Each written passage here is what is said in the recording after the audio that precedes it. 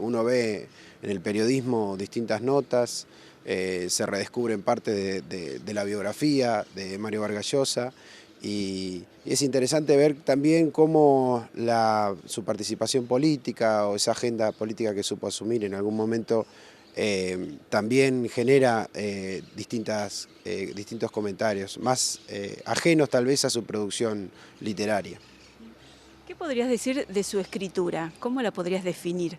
Creo que es una escritura muy vigorosa, ¿sí? Mario escribió a lo largo de 50 años, ¿sí? Fue muy prolífico, aborda por supuesto diferentes temas e insisto, a veces con cierta seguridad que da el campo de la autobiografía, porque él explora mucho su pasado y pertenece a una generación con la cual tiene algunos puntos en común, ¿no?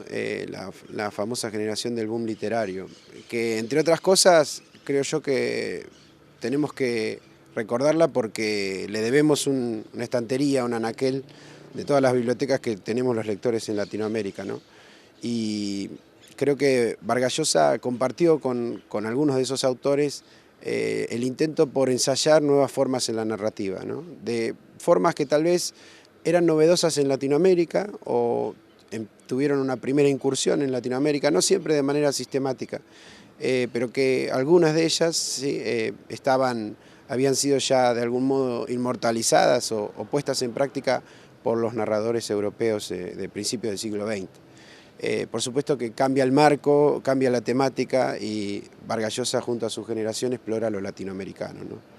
Y logran muchas veces desde el campo del mero análisis, de la crítica literaria, del ensayo literario, considerar o crear inclusive un concepto que hoy lo usamos en las escuelas para estudiar la literatura latinoamericana, que es el del realismo mágico o lo real maravilloso, ¿no? Es un concepto polémico que reúne dos nociones antitéticas, separadas, ¿no? La realidad por un lado, la imaginación o lo mágico por el otro, y que de algún modo permitió renovar la narrativa, recrear un poquito la escena latinoamericana, lo cotidiano, lo más general, ¿no? Las circunstancias sociales y los dramas de todos los pueblos de Latinoamérica.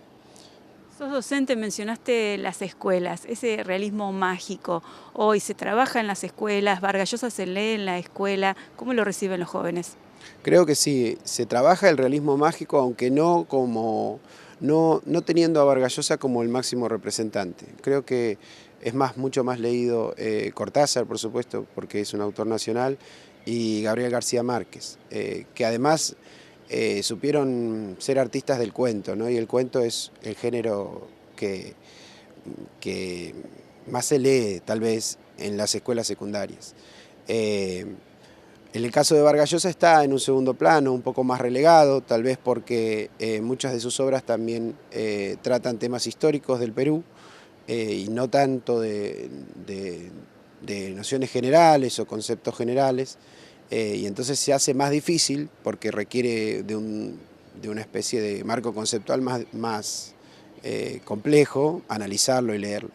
Pero por supuesto que no por esto hay que obviarlo, ¿no? Porque es un representante, el último, así titulaba la crónica periodística del lunes por la mañana, el último de la generación que supo modificar la literatura latinoamericana, ¿no? Para alguien que nunca abordó a Vargas Llosa, ¿por qué novela, por qué libro, incluso cuentos, sugerís comenzar? Yo creo que uno debería comenzar por el principio del escritor, ¿no?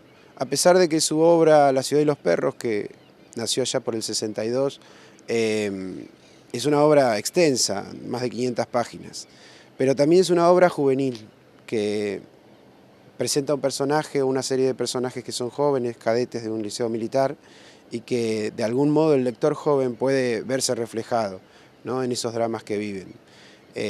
Hay otros temas que rodean a la obra, como el autoritarismo, ¿sí? Lo masculino, la sexualidad también, la esperanza.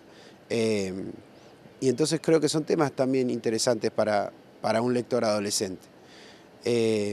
Después la carrera de Vargas Llosa se va extendiendo, sus textos no pierden complejidad en absoluto, pero creo que sería una primera buena lectura. Hay que tomárselo también con tranquilidad, ¿no? Para aquel que por ahí está más acostumbrado a la maravilla o al cuento fantástico y tiene gusto por ello, tal vez leer a Vargas Llosa no le va a generar ese efecto inmediato, pero sí un gran placer en la lectura, ¿no? Conversación en la Catedral sería otro libro para tener en cuenta.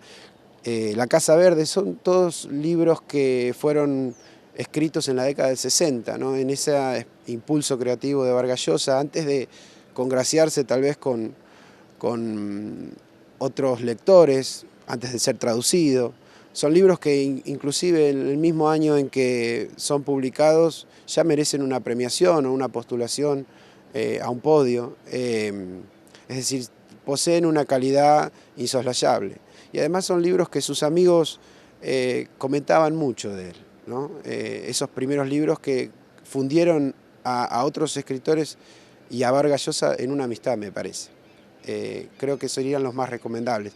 Claro que después, si uno aprecia a un escritor tal vez por los logros académicos o por los títulos que ha obtenido en 2010, ¿sí? Mucho más entrado el siglo XXI, él recibe el premio Nobel de Literatura, con una obra que se llama El sueño del Celta, que vuelve a tematizar problemas geopolíticos, podríamos decir.